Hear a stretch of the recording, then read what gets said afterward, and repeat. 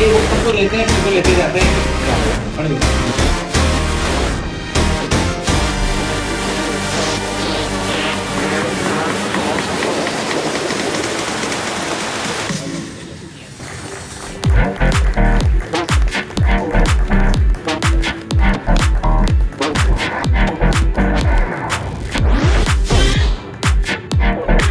AI है उसको use करा गया है ब्लूम्स टैक्सोनॉमी। अगर आप लोगों ने नहीं सुना है तो मैं आपको बता दूंगा इसके बारे में। ब्लूम्स टैक्सोनॉमी जो है, और उसके बाद हमने ह्यूमन इंटरवेंशन, इन तीनों को मिला के इसको प्रोडक्ट को बनाया है। बनाया क्या है, सिंपल सी बात है। अगर अपन बात करें तो एनसीईआरटी से अपन सभी लोग जाते हैं, specially in NEET plus JEE Main में अगर अपन बात करें तो chemistry and partially physics. Maths में थोड़ा रोल कम होता है, इसलिए भी मैथ्स अपन लाए भी नहीं, उसको समय के साथ आने वाले हैं। पर अगर हम बात करें तो एनसीईआरटी को पढ़ने का तरीका एक तो बोर्ड्स के लिए है जिसके नंबर आते हैं। सेकंड जो तरीका है वो कोई भी कॉम्पिटेटिव एग्जामिनेशन, नीट या जेईई मेन जो भी आप बोलना चाहें, इन दोनों को लेके विचारधारा अलग है। जैसे मैं आपसे एक बात बताऊं तो बोर्ड्स में अगर फिजिक्स का टीचर हूं तो मैं बात करूं तो फिजिक्स में ऐसा सवाल आता है कि right down the definition of Biot Savart law. तो बायट-सवर्ट लॉ की डेफिनेशन बच्चे को लिखनी होती है, which is mentioned in the NCERT. जाहिर सी बात है, वो एक मगज वाली चीज है कि बच्चों को जो भी लिखा गया है वो उसको पूरा याद होना चाहिए। बट बायट-सवर्ट लॉ पे बेस सवाल नीट या जेईई में पूछा जाता है। तो दोनों को मैं सिर्फ इतना कहना चाहता हूं कि एनसीईआरटी पढ़ने का तरीका बोर्ड के लिए बिल्कुल अलग है और कॉम्पिटेटिव एग्जामिनेशन के लिए बिल्कुल अलग है।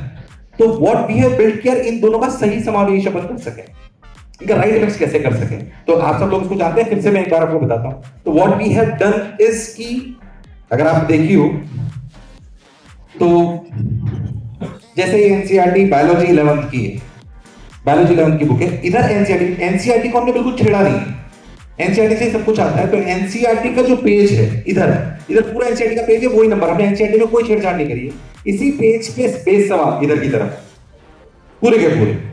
और ये आप सोचिए हर पेज जितने भी एनसीईआरटी पेज है इसकी पूरी 10 बुक्स हैं, पूरी 10 बुक्स हैं। एक बायोलॉजी 11th, एक बायोलॉजी 12th, फिजिक्स के 2 वॉल्यूम, केमिस्ट्री के 2 वॉल्यूम, 2 11th के, 2 12th के। मतलब फिजिक्स में 4 वॉल्यूम है, केमिस्ट्री में 4 वॉल्यूम है और 2 वॉल्यूम बायो में, आपको दिखाई देंगे। तो इधर पेज है, इधर सवाल है, और इसके अगले जो इसका अगला पेज है, जो पिछला पेज था, उस पिछले पेज के जितने भी सवाल हैं उन सबके आंसर्स यहां पर, ताकि बच्चे को कोई दिक्कत ना है। मतलब अगर बच्चा इस पूरे वाले पेज को पढ़ रहा है तो उसी में बेस उसको सवाल अगले पेज पे नहीं, उधर ही साइड में दिखाई देंगे, और साथ ही साथ उसके आंसर भी उसको दिखाई देंगे। तो अगर उसको पूरा रट लेता है तो बोर्ड की तैयारी भी हो गई, और अगर इधर रट लेता है, इधर इस सवाल पकड़ लेता है, तो उसकी नीट की या जेईई मेन की भी पूरी तैयारी। मतलब मुझे व्यक्तिगत रूप से लगता है कि अगर बच्चा इसको पूरा कर ले 12th के बाद तो उसके 600 नीट में, अगर मैं बताऊं तो नीट में बहुत आसानी से उसके 600-650 के ऊपर नंबर लाना कोई बड़ी बात।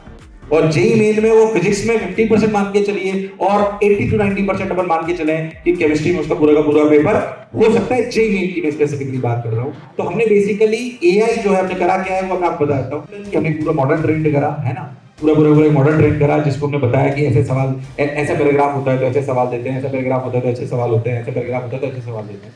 तो हर पेज को जब हमने उस मॉडल को पूरा ट्रेन किया, it to 2 to 3 months to the team कि यार उसको ट्रेन करा जाए बहुत अच्छे से। मॉडल को ट्रेन करने के बाद उसने मान लीजिए उसको कोई पेज इंसर्ट करा उस पे, तो उसने हमको 10 से 15 सवाल दिए।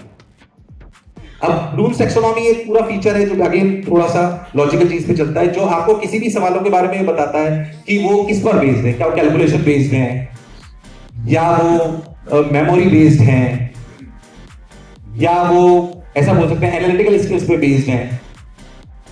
तो किस पर बेस्ड है वो सवाल आपको बताता है। तो मान लीजिए कि हमने ये डिसाइड करा कि इस पेज पे से 15 सवाल बाहर आए, इस 15 में से हमें पता पड़ा कि 4 सवाल कैलकुलेशन बेस्ड है। ब्लूम्स टैक्सोनॉमी में हमें बताया कि 4 सवाल कैलकुलेशन बेस्ड है, 3 सवाल मेमोरी बेस्ड है, बाकी बचे हुए जो एनालिटिकल स्किल्स पे बेस्ड है। तो जितने भी सवाल हैं उनमें से हमने देखा कि अच्छा कोई भी अगर पेज है तो हमने प्रयास करा कि उसमें अगर जगह है तो कैलकुलेशन बेस्ड सवाल भी आए, एनालिटिकल सवाल भी आए और मेमोरी बेस्ड सवाल भी आए। फिर वो पूरे के पूरे जितने भी सवाल थे उन सबको हमने दिया ह्यूमंस को, मतलब ह्यूमन मतलब अपनी पूरी टीम को। उन्होंने उसको चेक करा। जाहिर सी बात है, मैं आपको कह रहा हूं कि 100% पहली बार बुक लॉन्च हुई है तो एरर लेस होगी ऐसा कोई जरूरी नहीं है, उसे समय के साथ सही करने की जिम्मेदारी हम सबकी होगी। उन्होंने इसको चेक करा, देन अपनी एनसीईआरटी की बुक्स जो पेज वाइज सॉल्यूशन है वो पूरी की पूरी बनके बाहर आई। तो फिर से एक बार पूरी की पूरी टीम के लिए जोरदार तालियां बजा दीजिए कि इस तरीके से पूरी बुक को डिजाइन करा गया। जानते हैं थोड़े पेजेस आपको देखेंगे तो आपको अच्छा लगेगा कि प्रोडक्ट ओवरव्यू में आपको दिखाई देगा NCERT page wise, original NCERT content है, क्यूरेटिव प्रैक्टिस क्वेश्चंस है, MCQ, assertion, reason, true false, match the column, diagram base सब बनाए गए हैं इसमें। मतलब ये सारी वैरायटी रखी गई है एज पर द रिक्वायरमेंट, ठीक है। उसके बाद अगर हम बात करें ड्यूअल पेज फीचर है, जैसे आपको दिखाई दे रहा है कि यहाँ पे पूरे सवाल है, उसी पे बेस ये पूरे के पूरे आपको दिखाई देंगे जो भी इसकी चीजें सेल जितनी भी बात हो रही है नोट सेल। ऐसे अगर अपन बात करें तो इस वाले इसमें भी लेफ्ट पेज में राइट पेज में जो अपने को दिखाई दे रहा है उस तरीके से सारी चीज दिखाई देंगी। अगेन फिजिक्स में, केमिस्ट्री में, सब में इन द सिमिलर वे, जैसे मैंने बताया केमिस्ट्री के सवाल तो केमिस्ट्री के 10 सवाल दिखाई देंगे आपको सिमिलर पेज के जितने भी सारे हैं।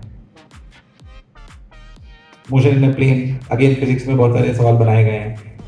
सही बताएं तो जितने भी सवाल बनाए गए हैं वो कोई बहुत टफ नहीं बनाए गए हैं, उनके लेवल को मीडियम, ताकि जो बोर्ड लेवल का बच्चा है वो भी इसे पढ़कर समझ पाए, सिंपल सी बात है।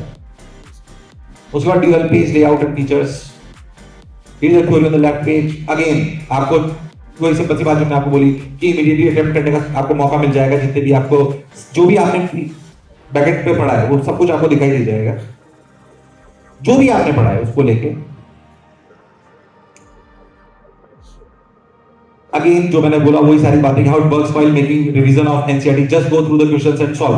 तो जो आपने पढ़ा है उसको कर लीजिए, नहीं आता है तो बच्चों को कुछ कुछ, जैसे हमारे मन में भी डायलेमा था कि जो पेज है, थोड़ी सी बात जो आपको बच्चे को जो मुझे लगती है ध्यान में रखनी पड़ेगी वो ये है कि उसको थोड़ी सी हैबिट बनानी पड़ेगी कि उसने ये वाला पेज पढ़ा, अगर हो सके तो ये वाला पेज पढ़ने के बाद इस पे व्हाइट पेपर लगा दे, तब इन सवालों को करे।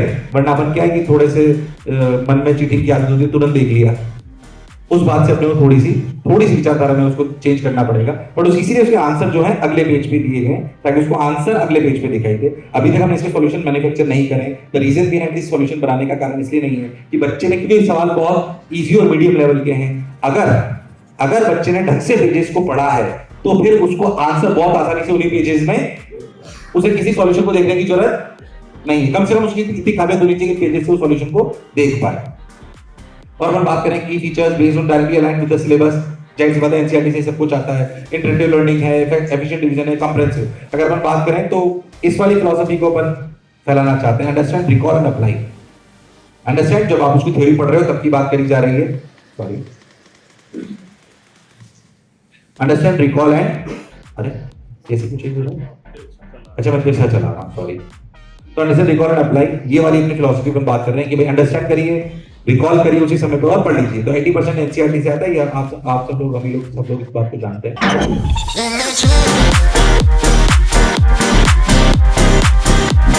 बहुत बहुत धन्यवाद आप सभी लोगों का यहाँ पे पधारने के लिए। Thank you everyone, thank you for coming.